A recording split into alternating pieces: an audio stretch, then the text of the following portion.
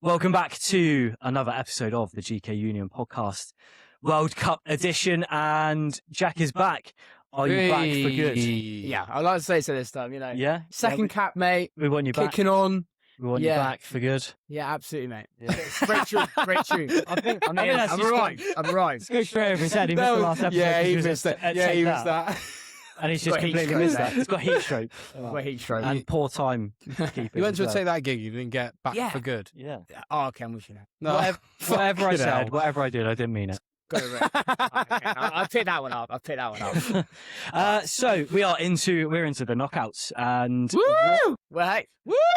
Rob's had a couple, by the way. Yeah. So expect a lot more animation and probably far less coherence or reference to what's Not going that it on was in edited the much World Cup. before that. No. No. Instead of just being quiet and chipping in with the odd thing, expect just more noise. Bit of Dutch courage. Yeah. Bit of Dutch courage. So let's dig into it. We're going to try and keep this one to half an hour because so far the intention was 30-minute episodes, and I don't think we've done a single 30-minute episode. Always yet. Yeah, but we love a long chat. We just get into it. We do. Well, let's get straight into it. The knockouts are delivering. They are. I called it, obviously, as you remember on the last episode, before the start of the knockouts. I said I feel like Canada are going to be a team that will create a few surprises. And whilst they've just been eliminated, I think they gave one hell of an account of Don't break themselves. the 4-4. Oh, wait, no, it was the last 32. Sorry, Yeah. I've broken the 4-4. Yeah, Oh. yeah. But I was thoroughly impressed by how they did for a team that I think probably didn't expect to get out of their group. Yeah. I was pretty impressed with that. Well, they were always showing things going forward, weren't they? Not the great defensively, but offensively they were very, very good and threatening all the time. They were a bit of a classic Jesse March team, really. Yeah. Very reminiscent of, it was at Leeds, wasn't it, Jesse March? Yeah, Very reminiscent of that in that going forwards, pretty exciting, pretty expansive. Maybe not the best defensively, but yeah, I think kudos to them. First host nation has fallen, but what a journey. Yeah. You say that enthusiasm after the match, like absolutely gutted, but they gave it a good go. Just fell short, Few moments in the match, obviously, they got punished for, and obviously, Yeah, I think they could be drawn against a worse team as well, because Morocco are just the team that just can't be beaten either. yeah. We said about this at the start of the tournament. We said about it during the group stages. There is an element with Morocco that they don't know where They're just good. They're just good, aren't they? Like, people Don't give underestimate them. They are. I know I said it on our first podcast, but they are good. Like, people always will underestimate them because they're an African team. They're not a European nation. I think the thing we spoke about it before, the thing with Morocco is in comparison to a lot of the other African nations who have got some very, very good individual players, and they've got players who can deliver moments of quality. Morocco feel like a very well-established team. Yeah. They feel like they've got an identity, they've got a style of play, they've got great players, not just in an attacking sense, all the way through the spine of their team. And I think they're going to be a nation over the next few World Cups who will continue to get better, I think. But if you can only name two players out of the team. It's like Diaz and Hakimi. Other than that, Bono in there as well, mate. Yeah. Can't forget the GK, mate. Yeah. Goodness me. Top true. keeper. But out of those players, like they've got a team. They've not got individuals really. Whereas you've got other nations who've got individuals and they struggle on the big stage. Like you got Belgium, for example. They're not doing as well as they probably should. Yeah. But they've got a lot of big names as individuals. think And Morocco are Belgium performing very well as a team. Belgium are a really interesting prospect because obviously at 2-0 down with 10 minutes to go, they looked like they were sailing out of the tournament underwhelming yet again. God, But somehow they dug themselves out and obviously forced extra time. What result? Yeah, Two good late result. goals and Good then- Senegal team as well. Yeah, again, Senegal are one of those teams that they are solid. They're not easy Very to beat. physical. Very physical. very Technical athletic. Africa Cup of Nations as well. Yeah. Technically. Yeah. Sorry. So I think Belgium's a really hard one to call because you look at that and you go, 80 minutes they were absolute shit, and you go they're gonna struggle against the USA. you then look at the last 10 minutes and suddenly their quality shows through, and you think, that's the kind of nation that actually probably USA wanted to avoid, a team that is looking a bit like a wounded dog that's packed full of quality that at a drop of a hat can turn it on. And do you think, though, they are based on watching USA, I think they've just got that almost being like the Jose Shedeway, but also having Pochettino at the helm.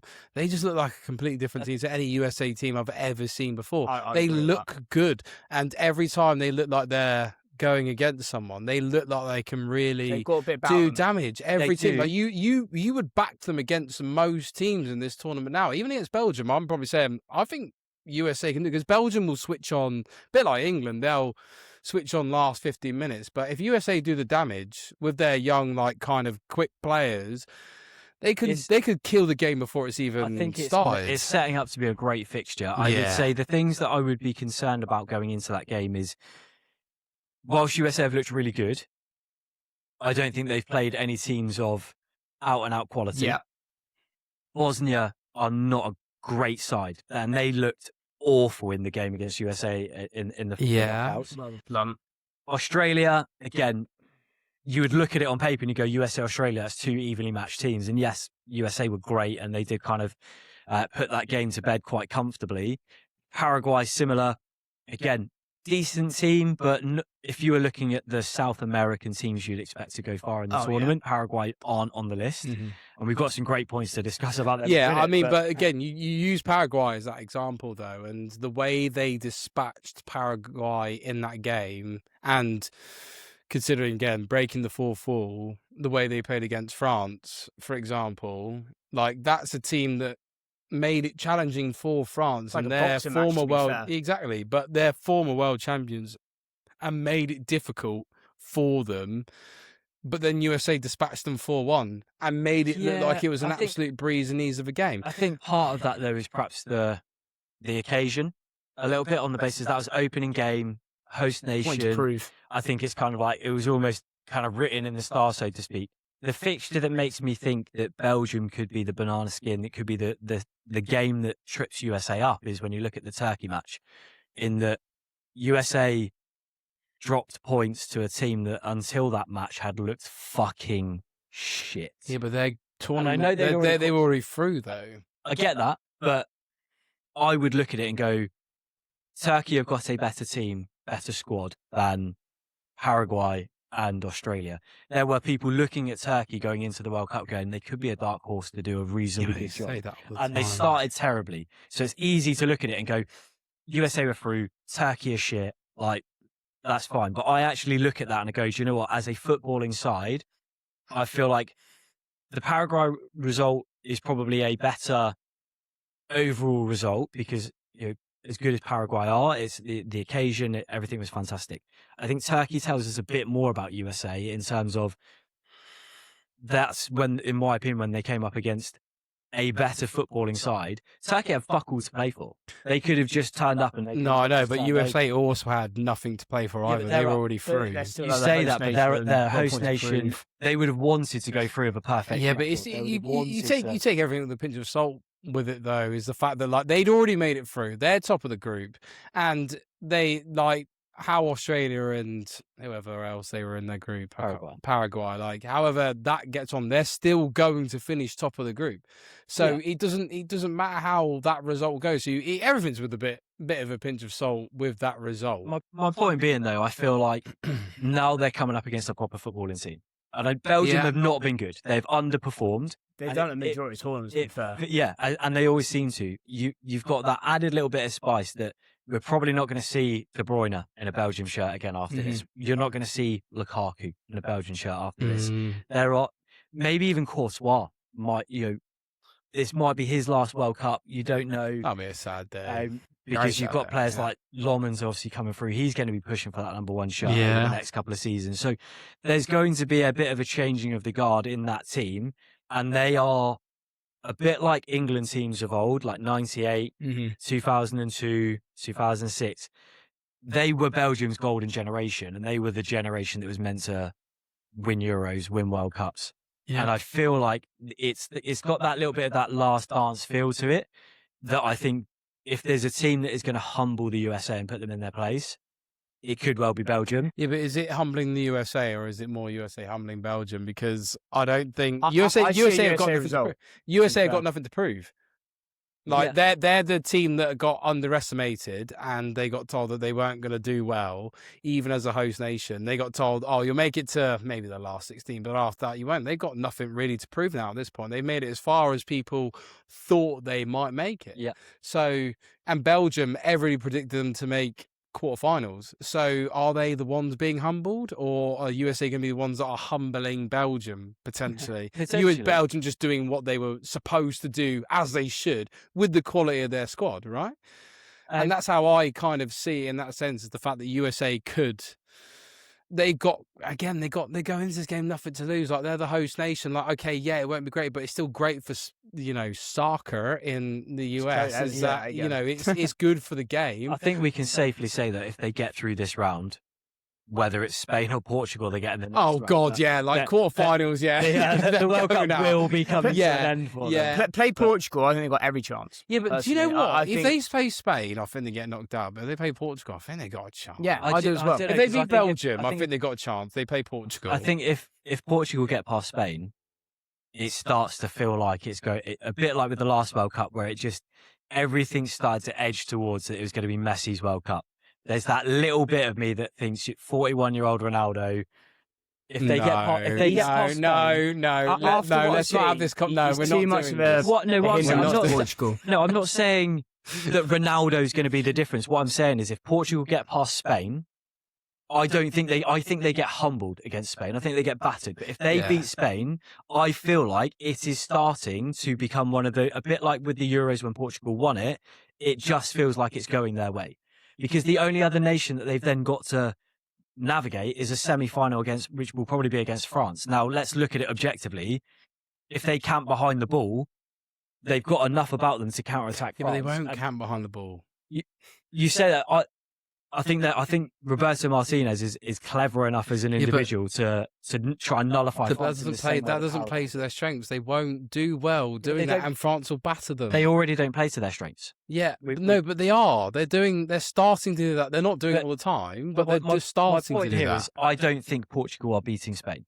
No. But I feel if they do, it starts to feel like if they can beat Spain, they can go all the way. I just think with Portugal, I think even if they get past Spain, USA is almost, if they beat Belgium, they're almost that team that's just, again, it's the bananas again. USA have definitely now got nothing to do with quarterfinals, and they'll just be the team against Portugal. It's like when they played, I can't remember who drew 0-0 with, Cape Verde? No, not Spain Cape Verde. Spain drew 0-0. No, Portugal drew with Congo. Who did we play in the round of 32?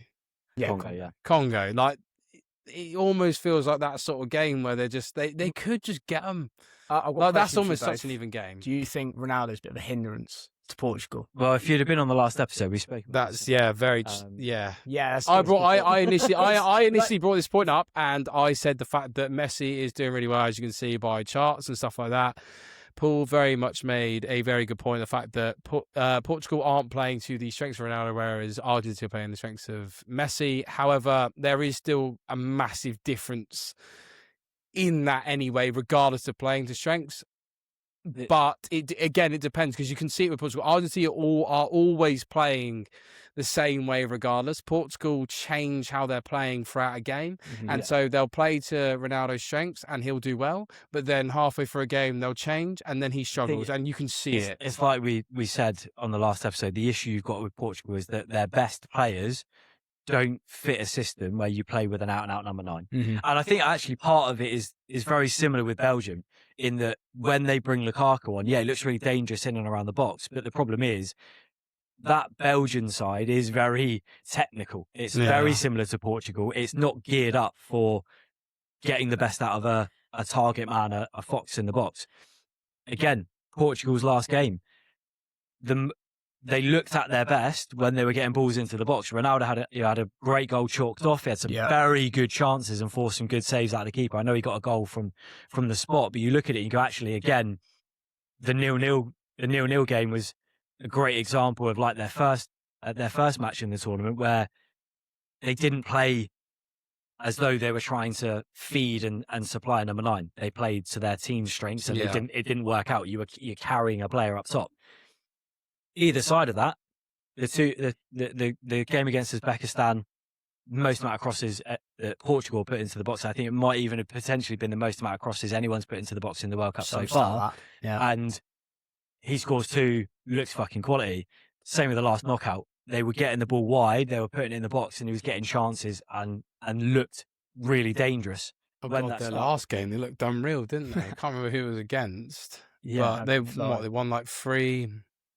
Yeah, so, but he looked great. Yeah, and I think this is the thing. I think Ronaldo, he can only play one way. So how good he looks in a tournament is purely down to how that team plays to get the best out of him. And that's as we said in the last episode, that's the difference between Portugal and Argentina with Messi. Is Argentina have gone all eggs in one basket, get the best out of Messi, and they just do it brilliantly. And he's up.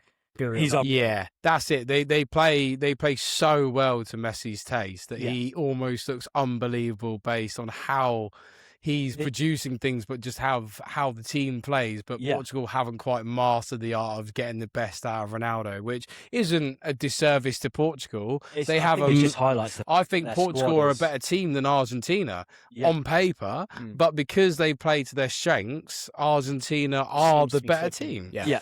Better on paper is definitely Portugal. Better at application of the system. Argentina are they're a better team. Portugal are a better squad, is how I look at it. Yeah, I'd say. Interestingly, though, the 2 points that I do want to cycle back to, actually, we'll start with, because we've spoken about Argentina, probably game of the round. I've written down this is the game of the round. God. I know exactly. So good. Cape Verde, I mean... What a story, by the way. And I was very much someone who said that having extra teams, and I still agree with myself saying extra teams shouldn't be in there, because this should be for the best. But my God, what an entertaining kind of tournament from teams like Cape Verde. Didn't win in a single game in the group stage, made it through, and then produced like one of the best game of the tournament.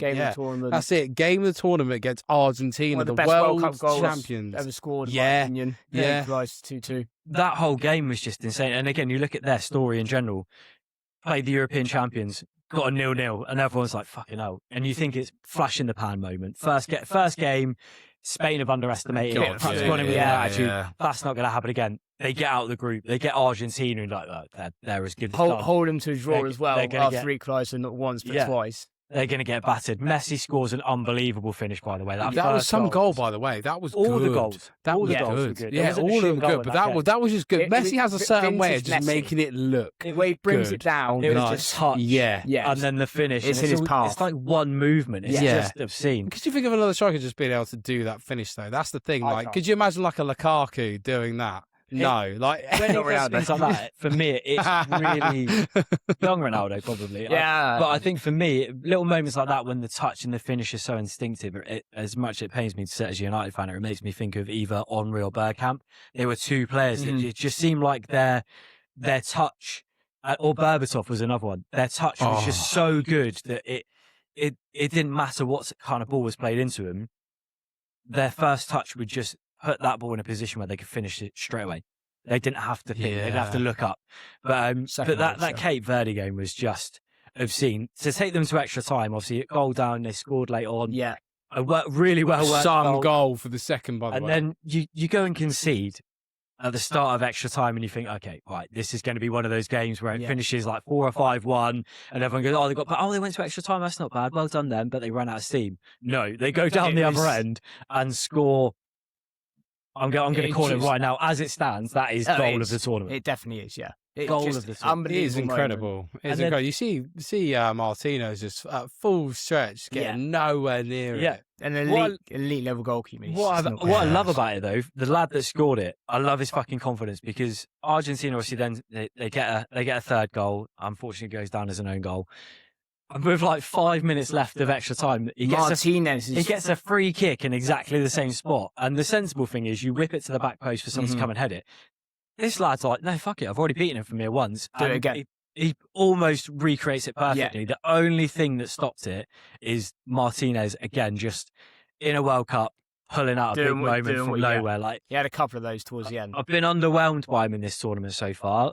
I analysed the first Cape Verde goal and I thought, is it a mistake? Is it weak goalkeeping? I think to do him a bit of justice, I think it was just a very good finish, low, hard, and he couldn't quite get his foot away from his body enough to get a block on it. But yeah, he just has this ability, doesn't he, Martinez, when it matters, when it's deep in a tournament, when it's extra time, and he's perhaps not been amazing.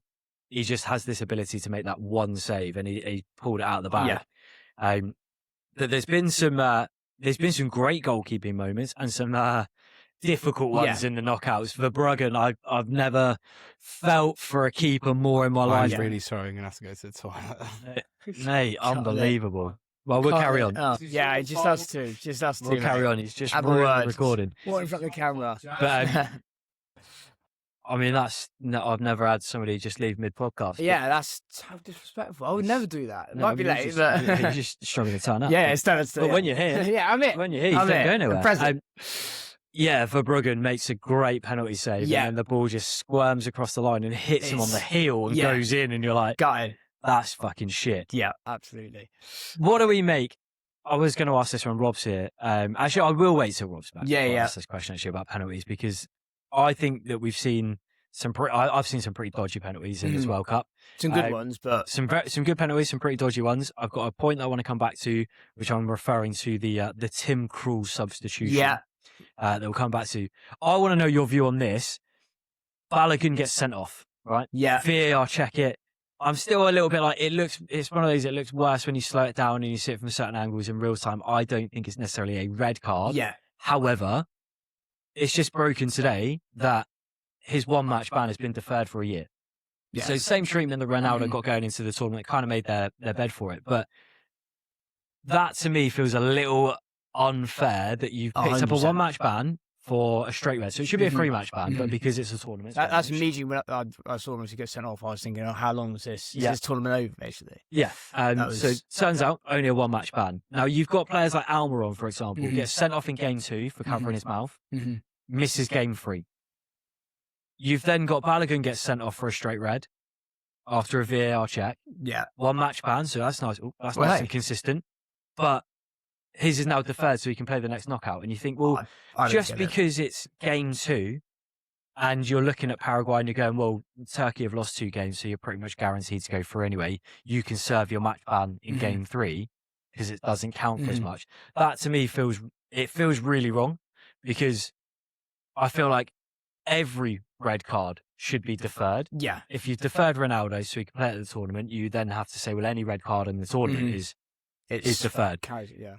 Or it's like it always fucking used to be. You've had a red card, you miss the next round. Yeah, simple as that. If you could defer them, how many times David Beckham gets a red card against Argentina in 98? If they deferred that one, that's the thing. Yeah. If they look at it and go, oh well, that's deferred. Well, fucking brilliant. Yeah. I mean, obviously, I know we admittedly ended up going out, but like we very nearly got through that game. We lost some penalties. If we'd have got through, can you imagine that? Beckham, he's not coming back for the next game. Player at the time. He's not playing the semi-final of the World Cup. Yeah. We've gone home. Exactly. And it really enrages me. And part of me feels like it's a little bit like, oh, well, they're the host nation. He's one of their best players. Like, it's a little bit too soft from that perspective. But I also then feel that it's grossly unfair, because there are players who've had a straight red card where it's been upgraded to a straight red and they haven't had it deferred. Yeah. The lad that caused the injury to Kone for Canada. Referee didn't even give him a booking at the time that it occurred. He looked at it and went, it's hard, it's a free kick, and then VAR go, but he's got a broken leg now. So they give a straight red. They've not got that safety of VAR though, so they can use it when required to though. Well, no, that's not the point we're making. If you'd have stayed in the fucking room, you'd have known this. The point we're making is it seems grossly unfair that Balogun gets a straight red, but his punishment is deferred by a year because USA are through to the next round, whereas straight reds in the group stage, players miss games. Straight reds in other matches, they haven't had them deferred. And it's just, I feel like it's... Well, I don't think any red card should be deferred ever And just because the great Ronaldo had his deferred, I don't think there should be any precedent for that to stay the same way. And that's exactly the point. Is the inconsistency is there. There were red cards leading into the tournament after they deferred Ronaldo's that got deferred, and you go, fair enough. You then start the tournament, and any in the group stages, no, that's it. You got a game ban. Now we're into the knockouts. Some have been deferred, some haven't, and you sit there and go, how can you have different applications of the rules based on who it is? Like just because no one expected the USA to be going through to a round of 16 game with Belgium doesn't mean that you should be lenient when one of their best players gets sent off. No, fuck it. He's had himself sent off. Done, yeah. Yes, it might have been a harsh red, but even still, if they think it's bad enough that it deserves a red card, they should stand. Take your punishment. Yeah, no, I agree. A red card should be a red card anyway. You don't see that in like the Premier League or any other league or any other division. Why should it be the difference in a World Cup or any tournament? It's ridiculous. Like I couldn't get my head around that. Now that you're back, the 2 points that I do want to make, I'm going to come back to the Tim Krul substitution. I think it's a really important point. I am just going to talk about Paraguay, France. And the fact that that's the 4-4. You can't. That's the last 16 game, isn't it? No. Is it not? It's this week. Okay, I'm really confused with games Yeah, now. there's loads of games going on. Yeah, we've already done an episode into the knockouts. I thought, I don't know. Fucking I don't know. Who knows? I've lost track. Is it not? No, no, that is the last 16 game. Paraguay's the last 16 game. Right. Yeah, no, I'm not pissed and forget this. No, it was. Right. Well, we won't talk about it. No, sorry, guys. You have to wait till the next episode where me and Paul will be here. Jack might be here. This comes back to my fucking problem with the World Cup being in the US across 3 countries, not in the USA, across 3 countries, is all these fucking different time zones and kickoffs and shit. It's so difficult. Isn't it? You're now getting games where there's still round of 32 matches being played and round of 16. Same day as well for us. Same day or like a few hours apart. It's a joke. You shouldn't be like that. There's too many, and this is the problem with an expanded tournament. We never had this problem with the normal World Cup with the normal amount of teams, and now they've expanded it. Now they're going from day to day. You've got literally 2 a.m. here. You've got a last 32 game, and then at 8 p.m. the next day, you've then got a last 16 game. But it's just going from day to day. There's no break for fans. Great for watching football, but for podcasting, how are we meant to know? It's also not great for watching football because it's all at stupid fucking times. Yeah. So it's not late one tonight, lads. Oh, huge. Absolutely. At time recording, England are playing at 1 a.m. against Mexico at the what's the stadium called? Azteca. Boys, thoughts on the game? Are we worried? Because I have a lot of thoughts on this game, and I will let you go first before I divulge. For me, I'm sticking to it. First podcast, the only podcast I've done. It is coming home. You're a fucking idiot. Well, no, again, mate. It's manifesto, mate. You got You're a mong. You can use that phrase anymore. I mean, sorry. You are a perfectly fine gentleman with a really wrong opinion. All right. I was looking at it objectively from a statistical perspective, in that Mexico. Oh, you've turned your mic off, you idiot. Stop touching shit. Sorry. I was looking at it and you go, Mexico have looked very good in this tournament. Out of the 3 host nations, I feel like they've been the most consistent performers. There's that little element, and I made notes on this as well, there's that little element with Raul Jimenez in that he's having a bit of a resurgence, a bit of a swan song after that horrendous injury that really stunted what looked like the making of a He's done well. Admirable, actually. And he's having a great World Cup. Mm-hmm. And then you've got the statistic, 2 defeats in like 30 years at home. It's some bonkers stats. Wasn't it 80 odd games, isn't it? Yeah. At the Azteca or something like that. I did look into this. I saw it on another podcast and I did look into this, and the vast majority of those games have been played against either Jamaica. There's basically like 3 Central American / Caribbean sides. So actually a lot of those results, whilst they haven't lost, the quality of the opposition isn't actually as good as it makes it sound. So that made me feel a little bit better. They're fine, but the thing is, it's the confidence in it. You can play shitters every day, but if you go into it with a win, and then especially on home turf as well, you've got the support, you've got you're accustomed to the altitude, and then England definitely are not, and then they're not probably the most confident going into the game either. My I'm not favourite gonna lie to you guys. I'm going Mexico win. I mean, I really hope not. I hope not. I hope in England. It will win. be tough, But obviously, it's going to be a tough altitude. game. I just don't think we can do it. Like, especially how we played. Like, you taking Ghana, Panama, and even against CR Congo, like, we were shit. And But- I'm sure, like, we may as well just get into the CR What I Congo would game say now. is, for me, that there is no easy game in this tournament. I think Yes, every no, team yeah, has right, got yeah, but some quality. in them. but the thing is, right, you get to a point where it's an easy game, but there is a point where your quality and the players you've got shine through, and it makes it of an easy game. Nothing's as straightforward. But CR Congo, we made it look like we were playing against fucking Argentina. We made it look so difficult. It was such a difficult watch for 70 minutes. Yes, we made it hard for 75th. ourselves, but again, we're not the only team that's strong to break teams down. Yeah, but we can't. Spain struggled to break. Yeah, but kick that's down. in a group stage game. The caveat that I would say What with about, that though is Argentina. That's a group stage game though, and it's different. In a knockout game, we're playing Not against against CR Argentina. Congo. Yeah, but they've already won a World Cup. They've not got anything to prove. the point I would make about that with the Congo game in particular though is when you look at that game, obviously we went a goal down. It was a bit of a shitter. Let's be honest. It wasn't a great bit of goalkeeping. It was wasn't a great fucking bit of the play. game was shit.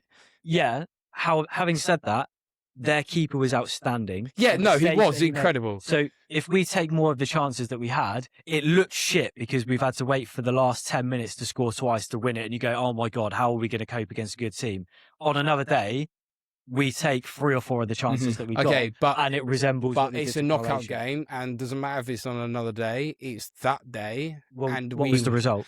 We won it. We won yeah, it. but we were shit. It doesn't matter. I'd And rather that be was shit against and CR Congo. Fine, we but got if to we the final if last we time. take 70 minutes, playing yeah, but poorly. when we played the last tournament and we made a final, we were good every game for the entire 90 minutes. I wouldn't agree. Whereas you No, I don't would agree not with agree that. with that. Really? I'm not saying we were You would say that we were better now than we were then. I'm No, not saying that we we're didn't better say now that. than we were. But this is what I'm but trying to say, though. we That not game, we play- took 70 minutes to get started, and I we think needed. that's a fair assessment. I think that's media hype feeding into your assessment of it I because don't know. it wasn't 70 minutes to get going. If we take even Okay, two of right. the Okay, shots- so I'm Bellingham being over dramatic, but you Yeah. know the point that I'm trying to make. For a team It's a- of our standard, it's a we concern. shouldn't be getting to that stage where we should be getting to the last 15 minutes of a game and scoring a goal and then trying to push on for another. We should already be in control.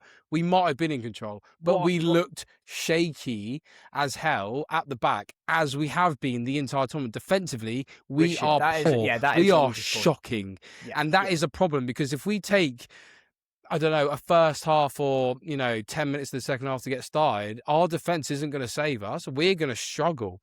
And you play a good team like, I don't know, who have we got this next strongest team? Argentina, maybe? Yeah. Next strongest Potentially team? coming up, We play against them. Mexico. We, We've got Brazil. even Mexico, for example.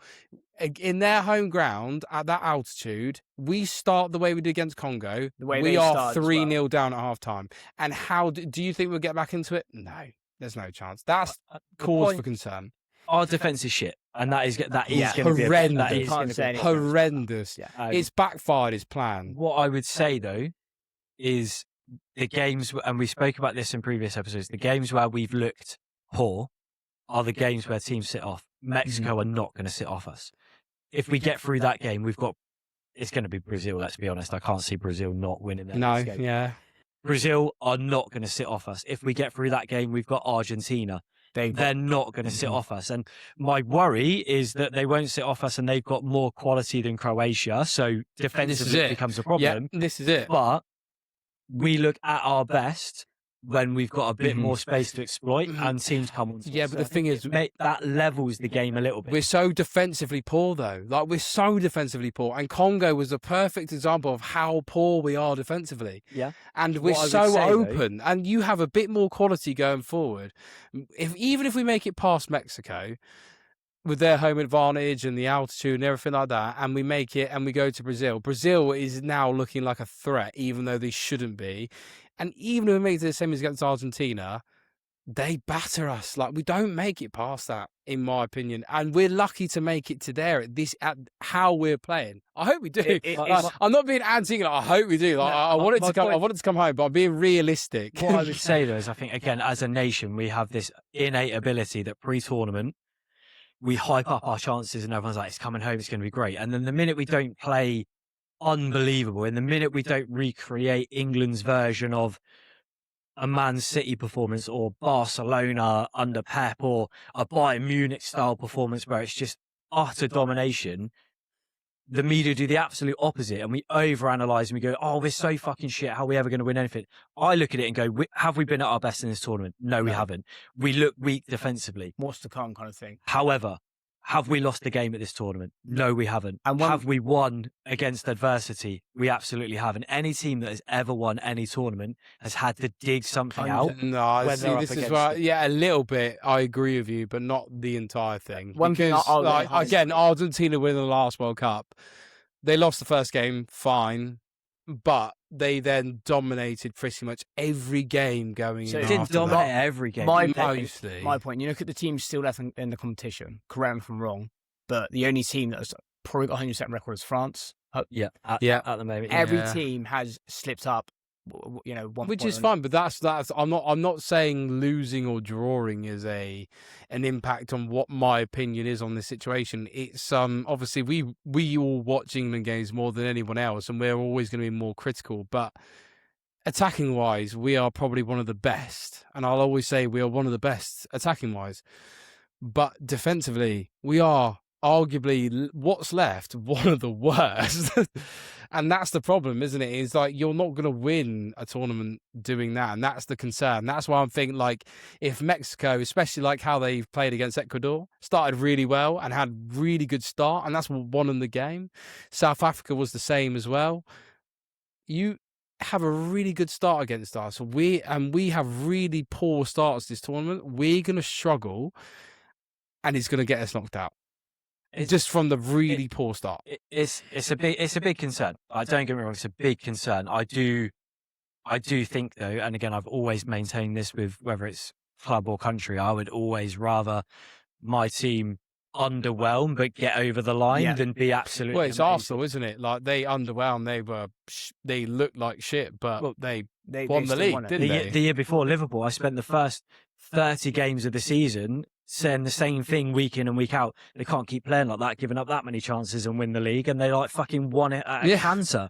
So like, what I'm secretly hoping for is that England are doing the same thing. Literally every single I opposition is going, they hope give up a they're lot doing of the same chances. thing as well. Like, I want England to win as much as the next English person. Like, I want them to, but I'm just trying to be realistic to the fact that, like, if you take the last 4 games we've played and we start like that, Mexico in their home ground at that altitude are gonna fucking kill us. On that point about the altitude, I think it's been handled poorly. I think you either go in pretty much on the day and you're in and out, so you don't even register with it, or you have to go in like a week before. Yeah, but I don't think that's true though, because you have to get used to it because it's going to be different. Yeah, but I think if you, like, it's one of those, if you're just in and out, you probably don't even like. It's one of those things that it will affect you more for like a couple of days. I than if you're don't. just I don't think you. in and out, No, but- I think we're going to have to agree to disagree on it because I don't think that's the case. If you go into someone that's about an extra 2, what they said the highest English stadium in England was the Hawthorns, and that was 550 feet, and the Azteca is 2,634 feet above sea level.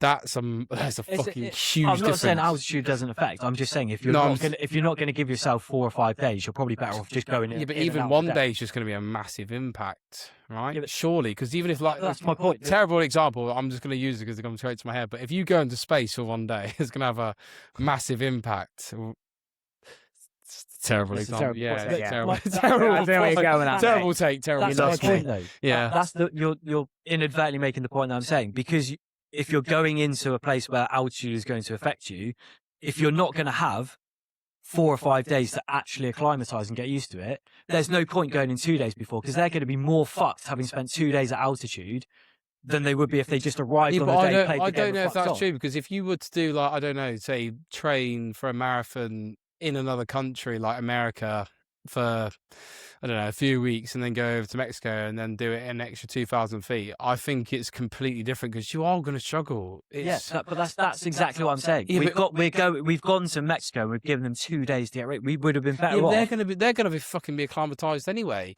Like they're Mexican. They've been playing there for like all their games. Yeah. I feel like your copious amounts of alcohol throughout the day is meaning that it's not registered. My point here is exactly that. Oh, we agreeing. We're going in 2 days before the game. That's not going to help. We may as well be going in. Doesn't make any difference whatsoever, right? If anything, it makes it worse because if you can't give yourself 5 days to, I don't think it could be any worse. I just don't think it'd be any better. I don't think it's going to improve how we're going to play going 2 days in before. If the altitude affects you and it takes 5 days to get used to it, if you're on day 2, you're not at a point where you're used to it. You're probably feeling worse than you would on day 1. I see your point now. So you'd be better off just. I don't think it'd make any difference. I don't think no matter what they do, it's going to make any difference. My favourite thing I've seen online about the altitude thing was somebody who completely misunderstood what was being spoken about. And I saw a comment on a thing and it said, I don't know why they keep talking about the Mexican attitude. I've been to Mexico many times. That's what I would do. They all seem lovely. But yeah, I think that for me, I think it's an oversight. Like, if we weren't able to put ourselves in an environment where you can have 4 or 5 days there because of previous fixtures and stuff, I think a better step would have been that we go, do you know what, we're just going to turn up on the day of the game. Turn up on the day. They've done that, haven't they? They've done one training day. They've gone 2 days before, haven't they? It just seems a bit pointless. But it's not going to make any difference either way. It's like to get acclimatized, you've got to be there for a few days to a couple of weeks. Like, you're not going to be able to do that. And so they may as well just, it doesn't matter when they're going to turn up. I thought they had the technology these days to be able to acclimatise their players prior to it. And I thought that's what someone said on another podcast. I thought someone said it. At St George's Park and stuff, again, I think they've got equipment to be able to do altitude-based training. What the fuck's you start over at St George's Park? Yeah, but also we're not in control in terms of what equipment we have at training bases. I get that, but what's the point in having that equipment at a training base in England when the majority of the time we're going to be playing the games in England? Well, because if you've got a series of friendlies coming up, if they're doing a tour, like a lot of domestic clubs will have that kind of equipment. Oh, so you're saying other clubs use... Yeah, right. So I thought you were saying the England team specifically. But they probably have got it at St George's Park. A lot of clubs will have the ability to train and replicate training at altitude. Do you think? Yeah, really. Yeah, I never. Do you really? Yeah, because there's European matches and stuff. We're getting into a whole new conversation here. My point here is, even if that technology is available, like you felt it was, the issue is if it's available for England, it will be where England train. It won't be at their base for the World Cup, because their base for the World Cup will be a pre-established training complex for whichever. So if we're in LA, for example, let's say our access is LA Galaxy's infrastructure. Well, if they never leave the USA and never play at altitude, they might not have facilities to replicate training at altitude.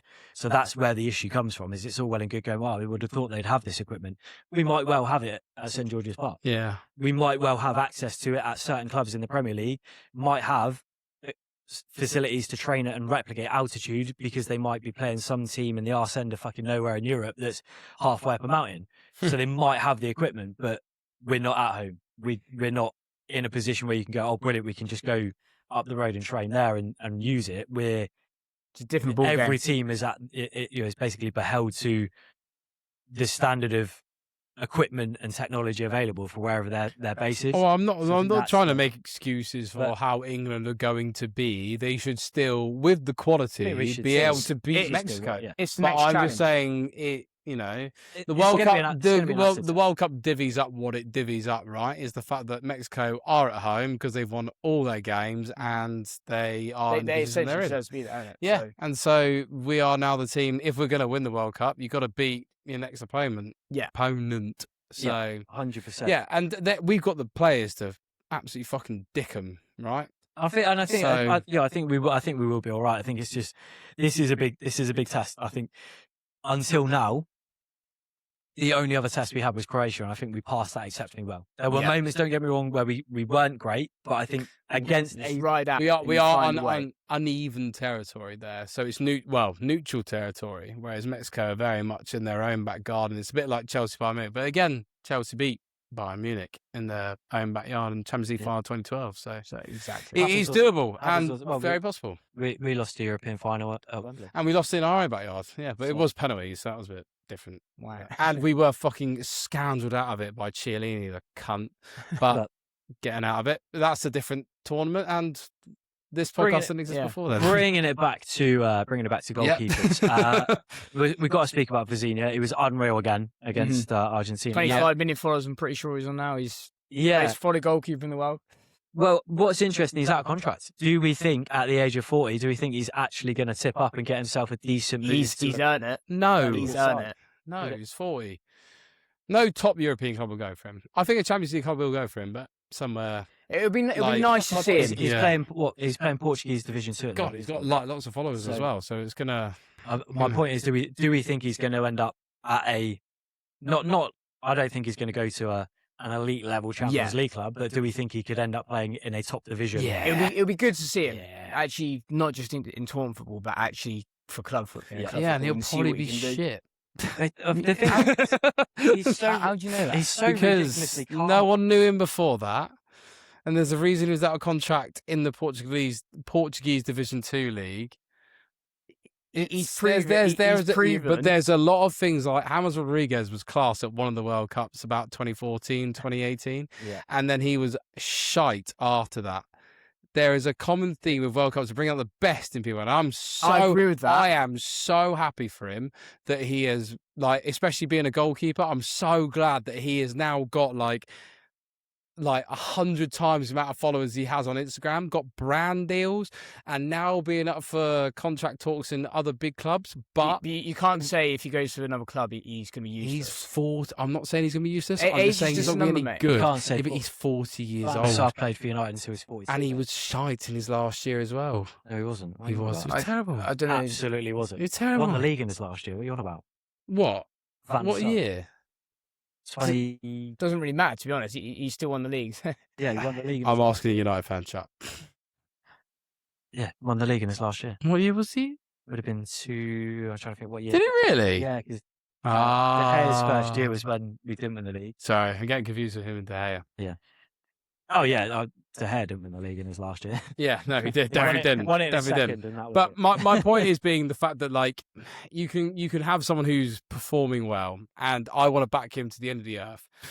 There is a touch But- of he's a little reminiscent of both Ochoa and Jan Sommer for me. Mhm. That two keepers that every World Cup would just be unreal. Yes, Because they're so good. yes. And then you see them week in and week Yeah. out, sort of. And at Ochoa, domestic again, football, and it you brings go, out the best. good. in you, I you do- know, I really agree in with that. Pressure moments, it brings out more of you. I totally agree, but I think he's earned a move to give him an opportunity 100%. week in, week out. Yeah, and I agree. I And agree. that's what yeah. I would like to see that. I would But but actually- where? But the question is where. I don't personally. I don't know. This Right is the thing, now, though. So Even he's- if he's so a how first was choice keeper, just for him to be in that environment at I a think higher he level could, he club. could do a job at any of the teams. Really? Run, based on what I've seen. no, Based on what I've seen, I think he could do a job at any of the teams. no. Bournemouth's number 2 goalkeeper is Fraser Forster. I would rather see Vozhina in a Bournemouth. Like, Yeah, I'd I rather think see him as the Forster's number number 2. two. But what's But- the point in having him as like the? But no, Yeah, but you've got someone of Fraser Forster's like experience and quality. Why would you then bring in someone else? Like, no, I'm not he's saying only he going to be I'm number not saying he should 2. go to Bournemouth. What I'm saying is if Fraser Forster is good enough to be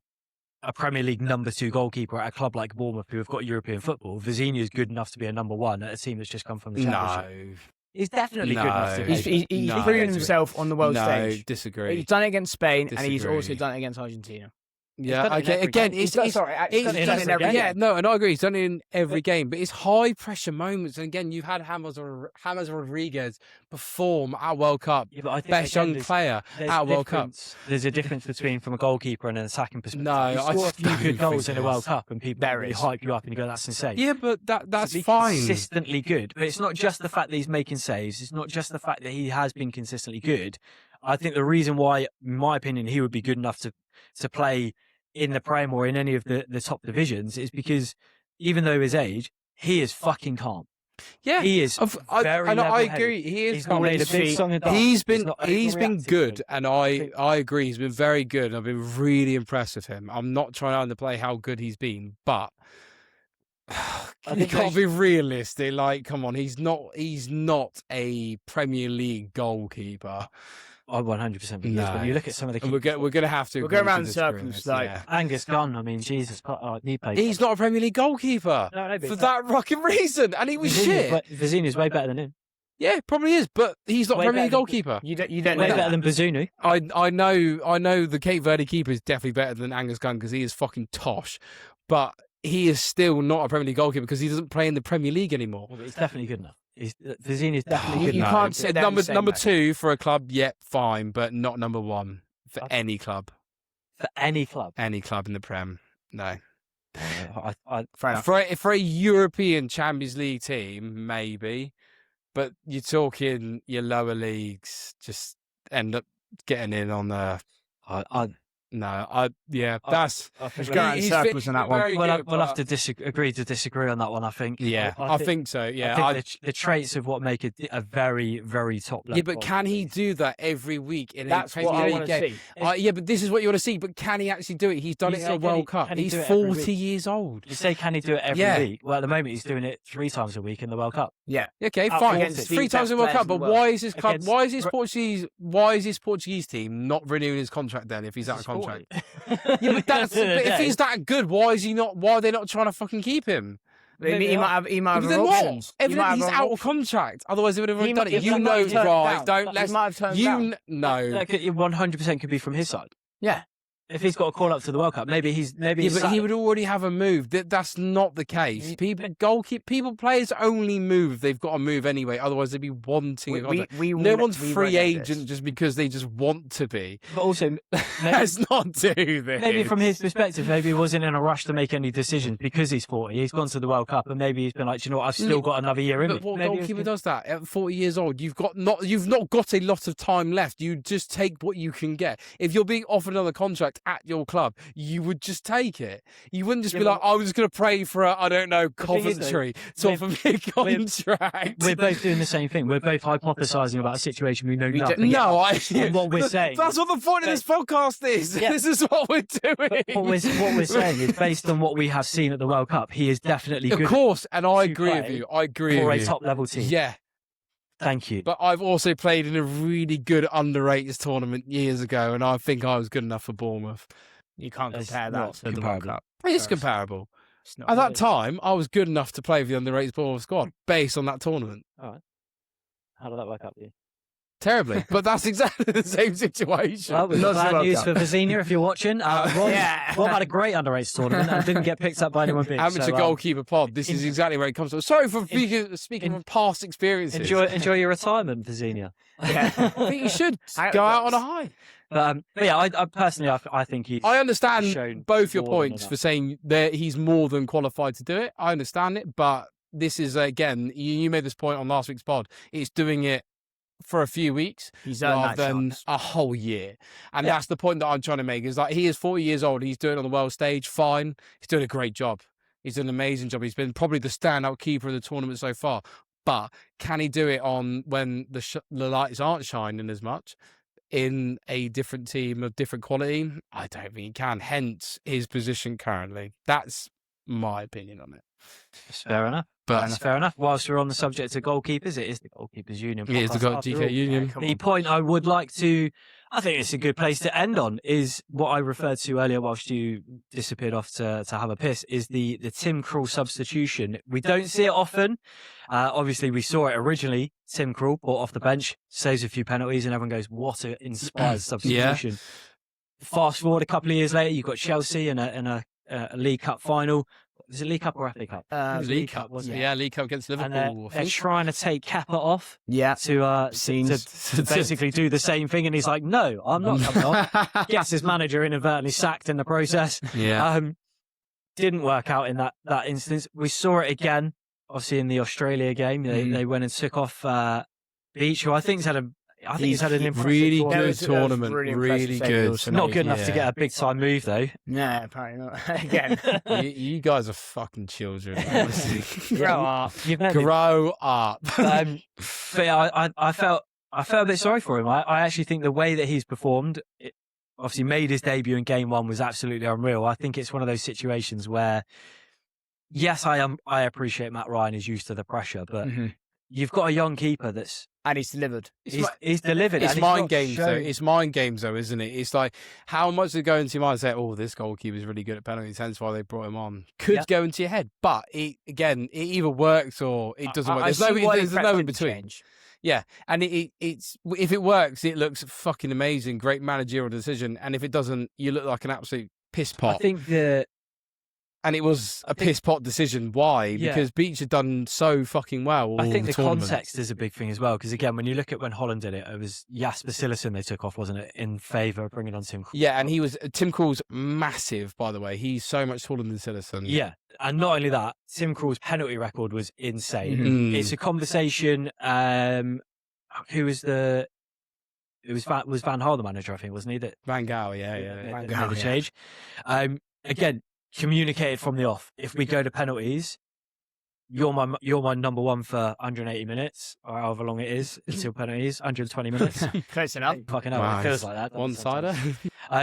You're my 120-minute goalkeeper or 119-minute goalkeeper. If it's penalties, you're my penalty goalkeeper. And it's communicated, and they knew that's what was going to happen. Everyone watching obviously doesn't expect you to go, "Oh my god, what an amazing thing!" But you look at it and you go, Cillessen's a great keeper. He's going to get us through the game. If it goes to pens, Tim Krul is the man. We can back him, and it paid off.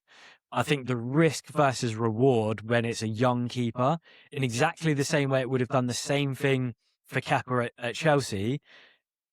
You take a young keeper out, particularly with the context of Beach as well. It's his debut tournament. He'd never played for his country before. Starts the first game, plays great. Plays really well all the way through. They're through to the knockouts. They're probably doing better and they've gone further than anyone expected. He's had a good game.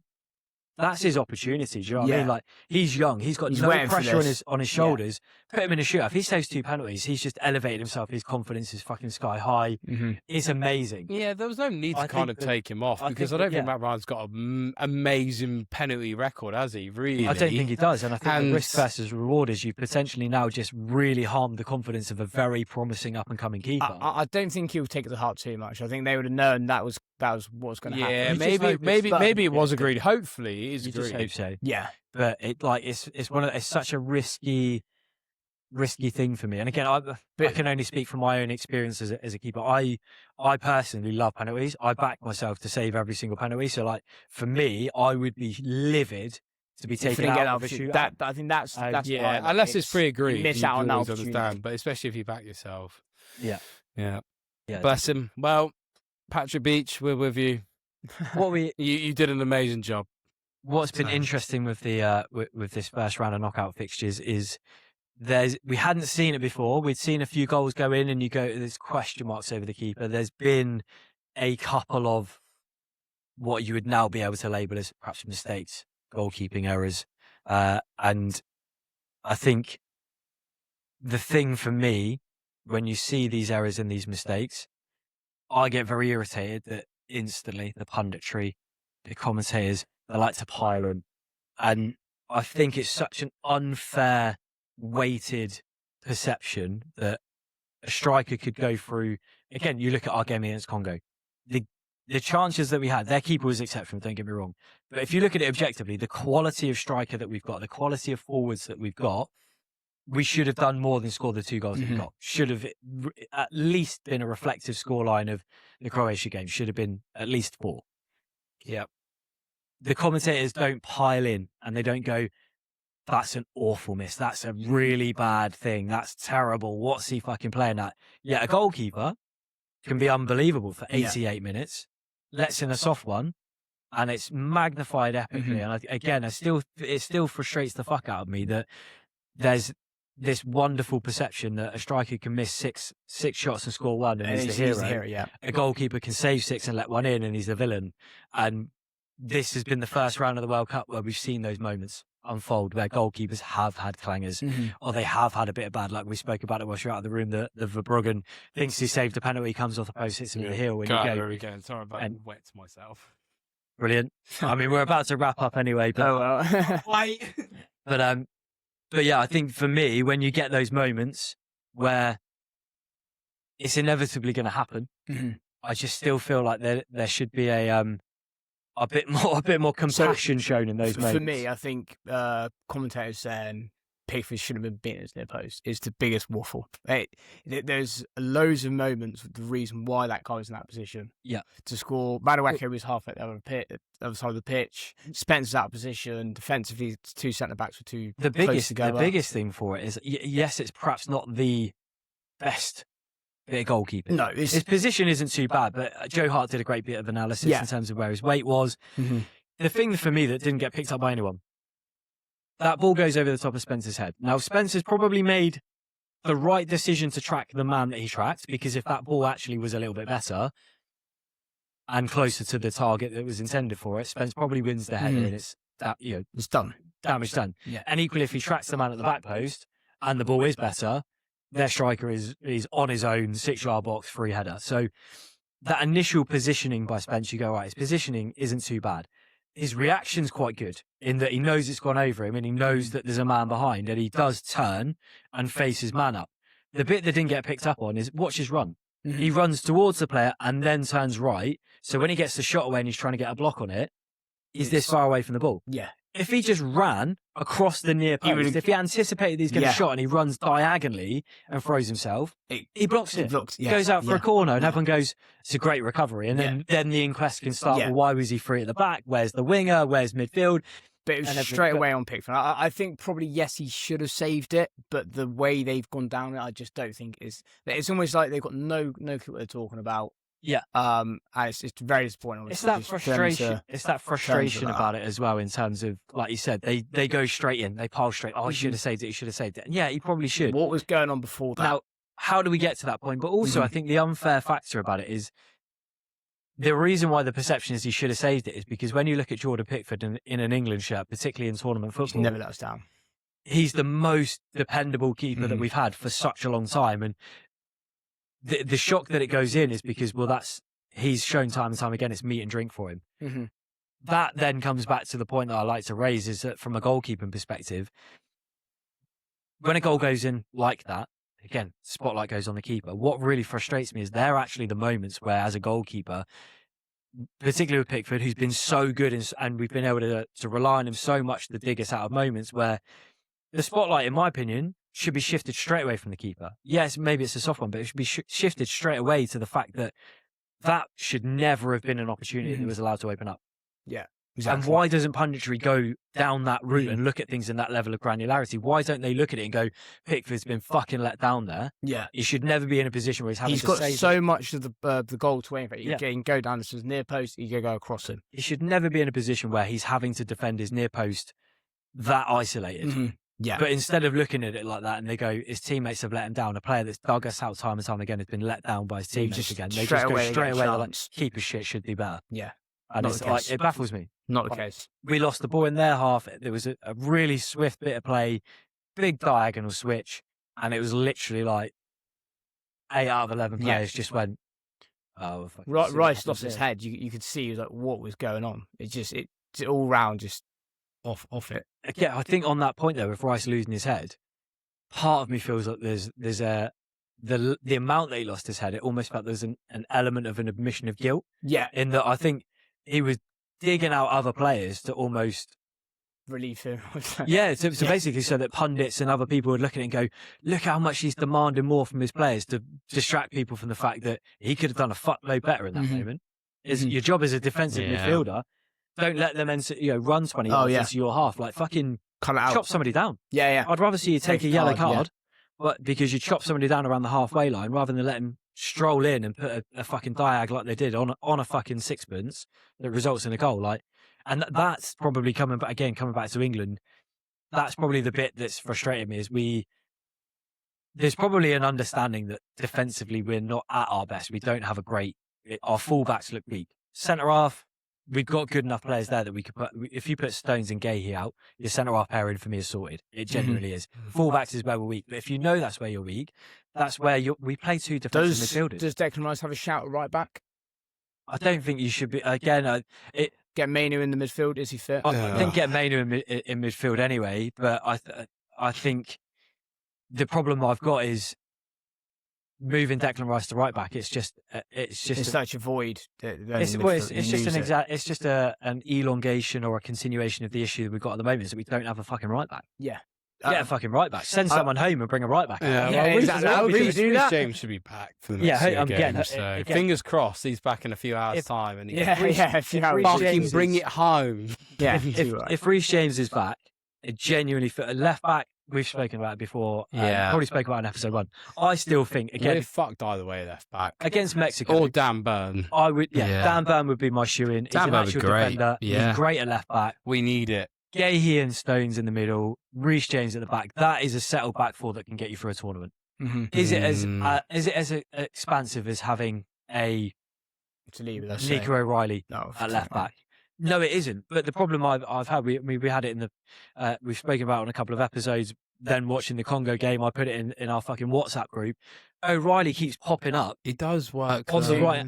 Yeah, it does work. It's too far. It does work in an attacking sense. It does, but how we're getting caught out of that. But if he's playing, then surely that we're set up to play that way. Yeah, that's then not his fault.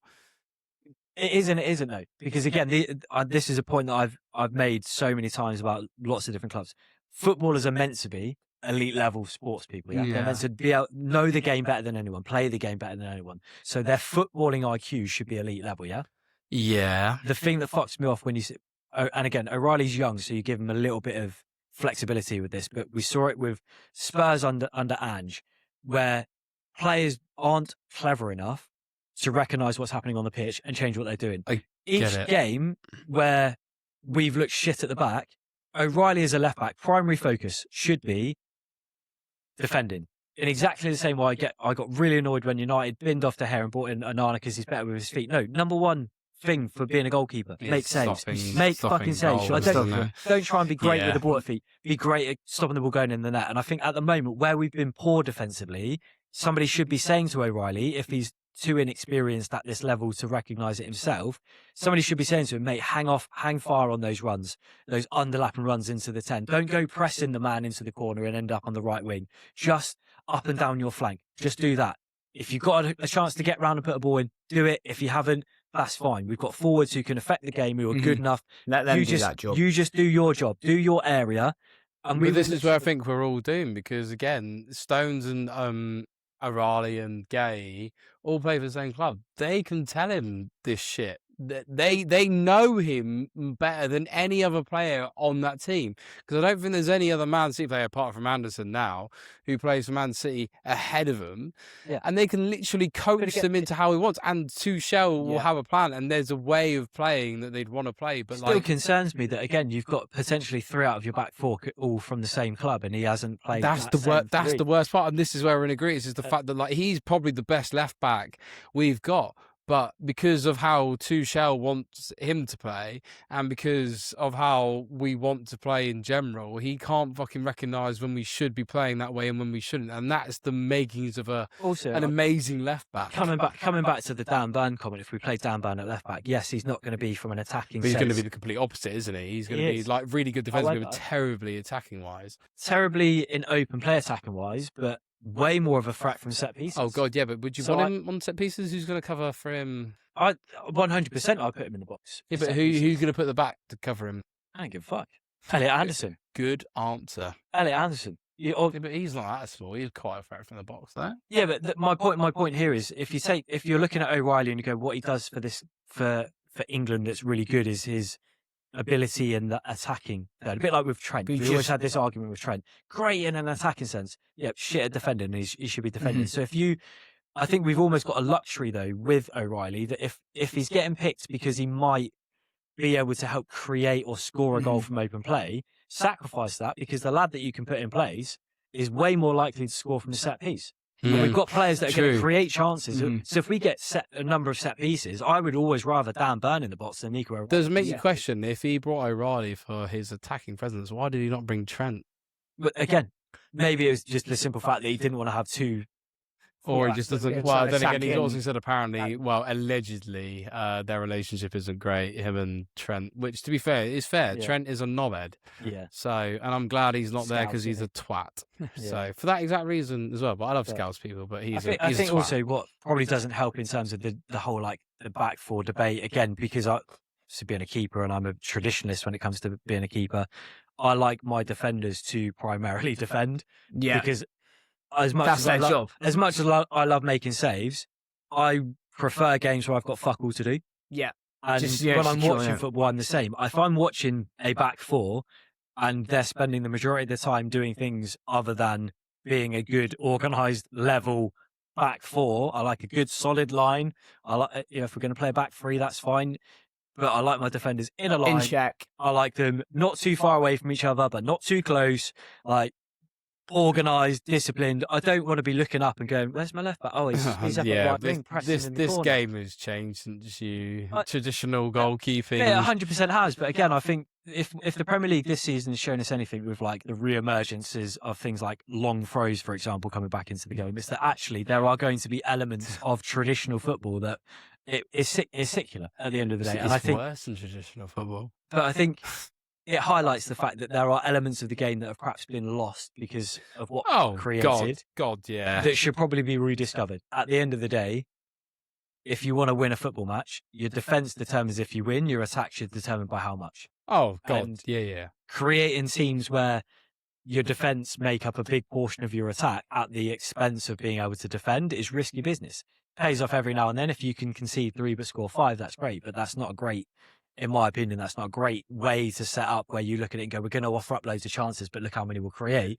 I'd rather offer up fuck all chances and only create 3. But then on your basis of England, you said the fact that we have won 3 and lost not lost any so far. So surely it's a formula that is working. If- and surely If it shouldn't works, change. if it Again, works. I'm not saying I agree. I'm just using your words against the pair of you. Yeah, Well, no, yeah. it's- Well, you're not using it against us. You've made exactly the point that I made to you when you were saying that we're going to lose to Mexico and that we're not playing well, but we're getting through games. That's what matters. I would prefer to play shit and win than to play amazing. When and not does the win. luck run out, though? Is the Exactly, fact is it just but this luck is though? my Because point. we should really be getting battered in these games, apart from the lack of quality But that's- against us. That's the point I'm making in terms of as much as if you gave me a choice, play well and lose or play shit and win. Obviously, you're going to pick play Yeah. shit and win. However, we have got to where we are in the tournament, and we've now recognised patterns where we're weak, where we're struggling.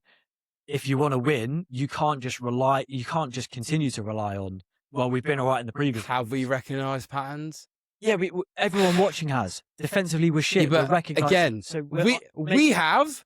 Us 3 have, other England fans have, but why Yeah. are we still making the same fucking mistakes? But this is the point. Hopefully, going into the Mexico game, you would like to hope. You would like to hope that there's going to be. You'd hope stuff so, out. but the fact is, we recognised it. We recognised it after Ghana. We recognise But it there's- after Croatia. Yeah, Croatia, And admittedly, we got, Game a week little bit one. we got Yeah. some false hope because Yeah. we went in the first half. But- We went, what are and they doing in the things back? And then still we didn't battered them change. second half. First half, we still shit. Second half, better in all those games, apart from Panama.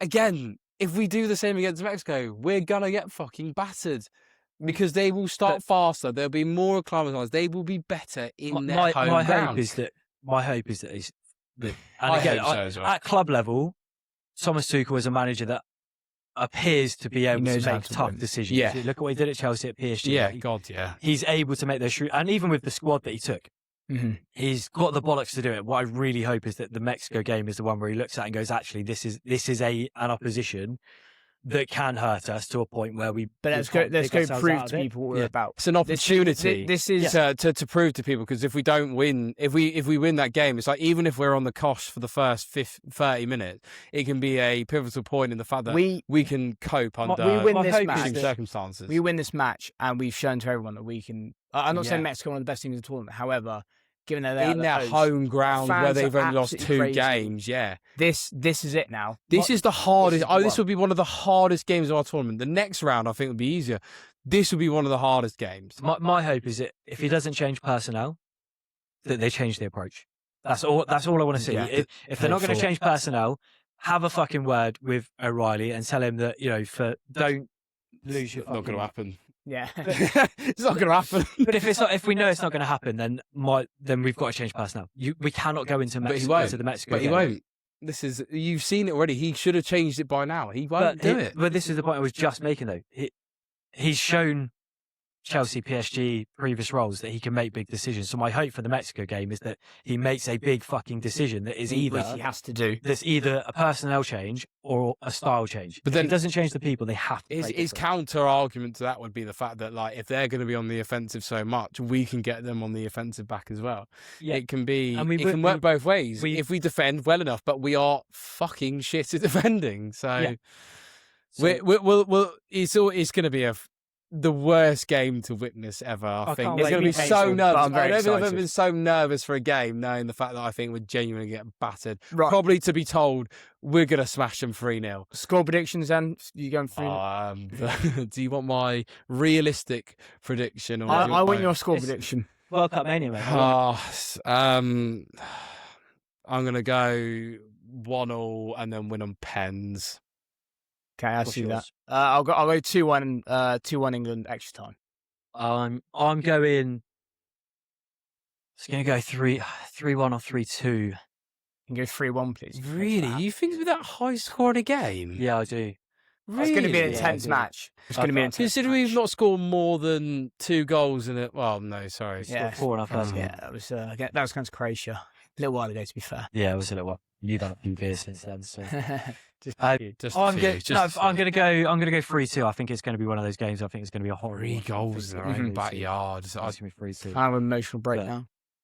I think the only saving grace is it kicks off at 1 a.m. So it'll be one of those games where I'll probably be drifting in and out of sleep. So I'll miss, Yeah, after I'll miss all the most tense. I'm gonna things. cry. I got work at 5, so But yeah, yeah, go we'll, straight from that to work. Yeah. We will, cry. I'll be ready well for it. happy. Yeah. we'll reconvene in a few days' time for the next episode, and we'll be able to review exactly how it went. But before we Me and Paul will reconvene We in a definitely few will. days with We a definitely potential will. special guest from I might Jack. pop in and say hello, guys. I think you're going away, mate. I think. Yeah, this is So better. me and Yeah, Paul yeah. will be here Sounds like for the it. next We might- one for sure.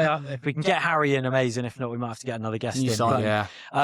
before we disappear off, obviously we're a couple of we've done the groups, we've done the first round of knockouts and some of the next round of knockouts because of Yeah. the timings of this shit. Are we sticking with pre-tournament predictions? Anything changed? Anything? What was the pre-tournament? It was Spain Yeah, that's it. winning. Well, I think also it was Spain winning, wasn't I'd it? like to go back to the last episode where I did call Germany going out, by the way, and they went. I out quite agreed. spectacularly. Yeah, yeah. From that perspective, Love to see it. But yeah, what we all thinking for the winners? I think I don't know. It's hard to look past Spain or France, but they Yeah, can't I make agree. it to the final, can they? It's either one of them. So I've been again very think it's either impressed one of with those two. Morocco. I think like it's like again. They just underdogs won't. now. I I'm think not saying they're going to go all the way. yeah. Then again, I but said that. I stand to stand by what I mean with England. I generally believe that they've got enough to do it, and it starts tonight. You This is actually it tonight. still think I- England it have got enough starts to tonight. do it? They do it tonight, and they get the fans on board. Not You they're can't. already. You can't think that. I'm surely. 100%. I'm This is a going- point to prove tonight. Really? I'm Against going yeah, but it's- against Mexico, you think that's a point to Absolutely. prove? This is a huge. It's against the host, the most craziest, This- the best fans in the Yeah, competition. not in my only that, opinion.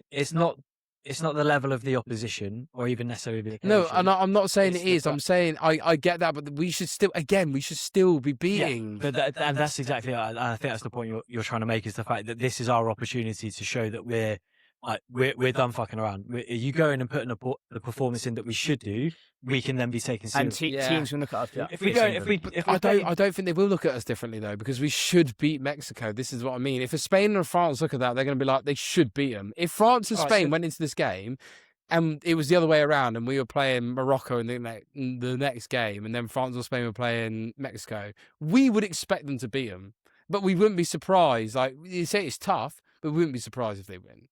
Again, I think it comes back to one of the points I made earlier about the pessimism around England. Nobody overreacts to the fact that Argentina had to go to extra time against Cape Verde. Nobody's That's what I overreacted mean. the fact that France, who've been absolutely unreal, and again, slight spoiler, They only alert, but beat- they only beat Paraguay. No, I know, 1-0. but they got fucking. They were being battered as shit. I Yeah, know, but anyway, again, but- I understand that, but it's still. I'm not expecting to look pretty. I should still expect us to win every team. I expect France to beat Paraguay, but I didn't expect it to be easy. And No this game what I is mean. going to be. Exactly, and that is how if we perform on the day, we get the result. That's all that matters. And I think And I this think that- opportunity, because this has the potential to be a game that is far easier for us to lose than any of the others we've had. Getting through it, that sends the message that we're still to be considered as one of the top teams in the in tournament. Oh my yeah, opinion, right, yeah, that's the- From that, fine, yeah. But again, I still Yeah, think it should be absolutely. a case of like I- every other there's a- nation should expect us to win this game. Oh, 100%. And There's no the doubt fact about that the only reason why we're being so negative is the fact that like of how we played so far, because we're English, so we should still win this game regardless of the conditions. for me, we win this game. This is when our tournament officially starts. Yeah. This is 100%. it. Not This is least where we because kick on. win this game, realistically, our run becomes Brazil, Argentina, and then probably either France, Spain, or Portugal. I believe we can. I can believe we can beat Norway. I believe we can beat Argentina. Do you think we can beat Norway? Yeah, I think we will. Do you think? Yeah, I do. Yeah. I don't. I've not been. I don't know. I actually have been quite surprised by Norway so far. Yeah, Generally, I've not been blown away by them. they got some Really? weaknesses. They've Yeah. outperformed however I thought they would, considering they struggled to qualify for the tournament. Yeah, I don't think. I don't think that there's there. I think they're a force to be reckoned with. I think you underestimate them. I'd And I rather think them than Brazil. Really? I think we can turn Brazil over. do you? And I think the same for No, Argentina. I don't know. I would rather Brazil them are than Brazil. shocking defensively, but Norway just again a round constructive good team. Again, but I think that on that point though, I think the Brazil-Norway game is exactly to Brazil what England-Mexico is to England. Brazil should win it. Let's be honest, they should win it. Should they? No, I don't 100%. agree. No, I don't Look agree at with the you. two squads. Really? That no. Brazil squad is infinitely No, better than I don't agree with you. That What, Brazil's is it how Norway many- against? yeah. Oh right, okay. Yeah. Oh sorry, no. I thought you were comparing against England. No. Oh So sorry. Brazil versus Sorry. Norway is to Brazil. Oh what okay. Yeah, England fine, and Mexico fine, is. fine, fine, fine. Brazil fine, should fine. win it. Okay, so I thought you were comparing them against actually England. bad Fine. as well, Yeah. I thought you were Anyway. saying Brazil against England was again clearly Brazil. I was like, you're very No. wrong. No, No, not okay, at all. yeah, no, fine, I agree. So- yeah. But that's why, for me, I don't. But then Norway have also done better than anyone would have thought they would have done so far as well. Whereas Brazil, you kind of again expect them to do as well Yeah. as they are doing. But that's why I don't think Norway are causing an upset and beating Brazil. I think Really? their team's good, but it's got nothing on that Brazilian team. Do you think? 100%. I don't know. I think that's the one game I don't think I could call because Brazil are shit. Yeah, but it mirrors perfectly the England-Mexico game. England haven't That's- been at their best. yeah, Brazil haven't been at their best. But on paper, Mm-hmm. our squad against Mexico, infinitely better. Yeah. Brazil's Yeah. squad versus Norway, infinitely better. But then they're And- more on even and- ground, really. Apart from Brazil being more acclimatized a But- bit, but But that's the thing. Like both of those two fixtures are massive because if Brazil go and win it and they win it comfortably, again, like you said with England, their tournament starts there. That sends the message. They go, all right, now they've come up against a team that is pretty decent, has got good Yeah. players. Look how convincing they were. Same way, if we batter Mexico, everyone goes, we know they should have won it, but fucking hell, like they've made the other games difficult. That wasn't. Suddenly, it has the potential to send a message. But back to the predictions, because that got a bit sidetracked. I'm calling it early. It's going to be a France-England final. no, I'm gonna respect that. no. France I'm gonna England respect final. it. I think that would be tough. Obviously, I think that Oh, it's Spain. That's understatement. Well, Dick, Spain. Spain- What we've got to do is start putting in the media that we're going to war, Yeah, 'Cause they're getting shit panicking. Yeah, and yeah. then they'll be all like white flag before it starts. Spain and France as well will struggle, but again, I think we've got this time Very we've good got at enough history lessons, right? in this fan to be in all. No, we're not making it to the final. I think, yeah, I think we do. No, it's So do I. France, Argentina. I would have agreed with that up until Argentina's last couple of games. I don't feel that They are highly overrated. They are one of the best teams in the They're tournament. not highly overrated. Yes. They're a team that have got nothing to lose. They've just won the World Cup They've got no pressure on highly them. There's no overrated. pressure on them to win this World Cup more either. pressure because they're I say And less it's Messi's pressure. last. I'd argue there's more pressure on France because they've gone in as the favourites. And Spain. There's more pressure on them. Obviously, they don't because they got an aging squad. They've already been tooted out as being like the third or fourth favourites. And they got aging squad. And they've not been playing very well. What I would say is those players would do anything for Messi. Like you can Yeah, see of course. that And that's like, why they're playing so well. Yeah, we want to play out their skin. But They want to win for him. this is why they're doing so It's well all because in they're that. playing to their strengths. But France and Spain's like they still got. If they played against Argentina in a one-off game, I don't know. I think it goes either way. I think France and Spain would tip it, but I don't think we would beat Argentina in a one-off game. Time's going to tell. Very much so. And that time will come. Very as well. much so. I think we will. Right, what a place to end it. It's been a lot longer than we thought it was going to be. So much for 30 minutes. I fucking love when it goes. I love when it goes like this. Yeah, I mean, don't turn up pissed to the next one because it's. I talk more when I do. You do, but also contradict yourself a lot and it rambles on. Yeah. So And you I leave think, a couple I think times. tipsy. When did I contradict myself? I think blind tipsy is how you should turn up to the next one. All right. Drunk enough for impassioned Yes. conversation, but not so drunk that you have to go for a piss. It wasn't that drunk. Yeah, broke the seal. That's his fault, not mine. He waited. Well, I ages didn't to turn it up. force you to drink any alcohol. You took an hour and a half to turn up when you said you were going to turn up. This is true. Anyway, on that note, thanks for watching. Do all those good things, that like, subscribe, share, and all that wonderful stuff. And we'll be back on the next episode. We'll see you then. I'm real. See you later, guys. Bye. Was not drunk by the way. What?